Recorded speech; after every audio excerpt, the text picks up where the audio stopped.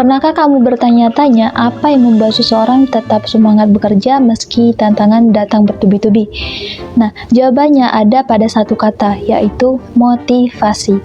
Ayo kita bahas sama-sama bagaimana motivasi itu bisa menjadi kunci di dalam perilaku organisasi. Perkenalkan, saya Anissa Tunzara dengan NIM 23101047, Program Studi Ilmu Administrasi Publik. Yang saya hormati Bapak Endri Sanopaka, SOS MPM, selaku dosen pengampu mata kuliah perilaku organisasi. Apa saja ya yang kita pelajari di dalam perilaku organisasi? Perilaku organisasi adalah bidang ilmu yang mempelajari bagaimana individu dan kelompok itu bertindak, berinteraksi, serta bekerja di dalam suatu organisasi untuk mencapai tujuan bersama. Nah, dalam mata kuliah perilaku organisasi itu ada 3 ruang lingkup yang dipelajari. Yang pertama itu adalah individu di dalam organisasi, yang kedua kelompok di dalam organisasi, dan yang ketiga organisasi itu sendiri secara keseluruhan. Motivasi itu ada di ruang lingkup level perilaku organisasi yang pertama, yaitu individu di dalam organisasi. Motivasi adalah dorongan yang membuat seseorang itu bertindak baik dari dalam dirinya maupun dari luar. Dalam perilaku organisasi, motivasi itu sangat penting karena menentukan produktivitas, kepuasan kerja, dan budaya kerja. Tanpa motivasi, organisasi hanya akan berjalan seadanya, tanpa arah dan energi. Berbicara tentang motivasi, ada banyak teori motivasi, tapi di sini saya akan coba menjelaskan 3 teori motivasi.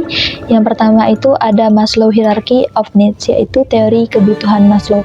Teori ini menjelaskan bahwa manusia memiliki kebutuhan berjenjang mulai dari kebutuhan dasar, kebutuhan fisiologis seperti makan, kebutuhan keamanan, kebutuhan sosial, kebutuhan penghargaan, hingga kebutuhan tertinggi yaitu aktualisasi diri. Nah, kita sebut saja teori ini sebagai teori perut kenyang. Logikanya, orang tidak akan mikir soal prestasi kalau perutnya itu masih lapar, atau mikir besoknya mereka bakal dipecat. Nah, agar lebih gampang untuk dipahami, ada studi kasus. Bayangkan nih, ada sebuah perusahaan startup teknologi yang lagi krisis dan mulai memotong gaji karyawan atau melakukan PHK massal. Dan di sana bosnya itu menyuruh karyawan yang tersisa buat ayo kita inovasi, ayo semangat bikin produk baru.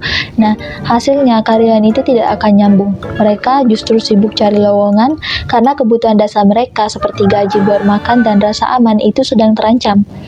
Atau kita bahas studi kasus yang kedua, misalnya di sebuah perusahaan retail itu ada karyawan baru bernama Rina. Awalnya Rina ini fokus pada kebutuhan dasar, gaji cukup untuk makan dan tempat tinggal.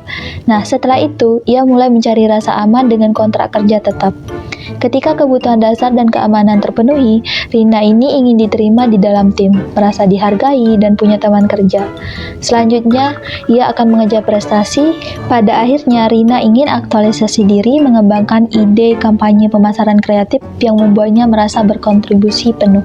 Nah, pelajaran di sini adalah motivasi Rina itu naik seiring terpenuhinya kebutuhan dari level dasar ke aktualisasi diri. Yang kedua ada teori Herzberg, two factory theory. Herzberg itu membagi faktor motivasi menjadi 2. Yang pertama itu ada faktor motivator seperti prestasi dan pengakuan serta faktor hygiene seperti gaji dan kondisi kerja. Nah, sebut saja teori ini sebagai teori gaji aja itu nggak cukup. Logikanya adalah gaji gede itu cuma bikin orang nggak protes, tapi belum tentu bikin orang bisa semangat pol. Nah, contoh kasus di perbankan, ada seorang karyawan bank yang gajinya besar, kantornya ber-AC, lokasinya dekat rumah pula. Ini memenuhi faktor hygiene secara teori. Nah, secara teori dia ini harusnya senang kan? Tapi ternyata karyawan tadi dia ini bosan setengah mati karena tiap hari cuma input data yang sama selama 5 tahun. Dia nggak pernah dikasih pujian, nggak pernah dikasih tugas yang baru atau tantangan yang baru. Nah, kenyataannya si karyawan ini tetap malas berangkat kerja. Kenapa? Karena karyawan tadi kekurangan faktor motivator, nggak ada pengakuan, nggak ada perkembangan diri. Jadi kalau mau karyawannya semangat, jangan cuma dikasih fasilitas bagus, tapi juga diberikan pujian, kepercayaan untuk pegang proyek-proyek yang penting misalnya. Nah, teori yang ketiga adalah teori dari McClelland, yaitu teori 3 tipe orang. Teori ini menekankan 3 kebutuhan utama, yaitu kebutuhan prestasi, need achievement, kebutuhan afiliasi, need of affiliate, dan kebutuhan akan kekuasaan, needs power. Logikanya adalah setiap orang itu punya tombol semangat yang berbeda-beda. Ada yang suka target, ada yang suka teman, ada juga yang suka jadi bos. Nah, contoh kasus nih, misalnya di tim marketing, manajer itu punya 3 staf dengan sifat yang beda-beda. Ada si Andi, ya ini yang tipe pertama. Si Andi ini butuh prestasi, achievement, NAC. Dia ini tipe orang yang paling semangat kalau dikasih target susah. Misalnya, Andi, kalau kamu tembus penjualan 1M, kamu jadi karyawan terbaik bulan ini. Nah, si Andi ini bakal lari kencang capai targetnya. Nah, tipe yang kedua itu ada si Budi. Budi ini butuh teman, berarti dia need affiliate. Dia butuh sosialisasi, dia nggak peduli jadi nomor 1. Dia akan lebih senang kalau timnya itu kompak, sering makan bareng, dan nggak ada konflik. Nah, kalau dipaksa saingan sama Andi, justru si Budi ini malah stres. Nah, kemudian ada juga tipe yang ketiga, yaitu needs of power. Kita namain dia si Citra, yaitu si Citra ini butuh kekuasaan. Dia paling semangat kalau disuruh pimpin rapat atau jadi ketua panitia di acara kantor. Citra ini memang suka mengatur dan mempengaruhi orang lain.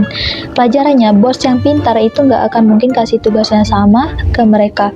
Citra akan dikasih jabatan ketua, Andi dikasih target bonus, Budi dikasih tugas yang banyak koordinasi sama orang-orang. Nah, kesimpulannya adalah dalam teori Maslow, motivasi itu bertahap sesuai kebutuhan. Dalam teori Herzberg, hygiene mencegah ketidakpuasan, motivator untuk menciptakan semangat. Nah, dalam teori McClelland, tiap individu itu punya dorongan dominan, seperti prestasi, afiliasi, dan kekuasaan. Perilaku organisasi mengajarkan kita bahwa motivasi bukan sekedar dorongan, melainkan energi yang membentuk kerjasama, kepemimpinan, dan perubahan. Mari kita jadikan ilmu ini sebagai bekal untuk tumbuh bersama, karena organisasi yang kuat itu lahir dari individu yang saling mendukung dan berani berkembang. Sekian video yang dapat saya sampaikan. Terima kasih sudah menonton. Assalamualaikum warahmatullahi wabarakatuh.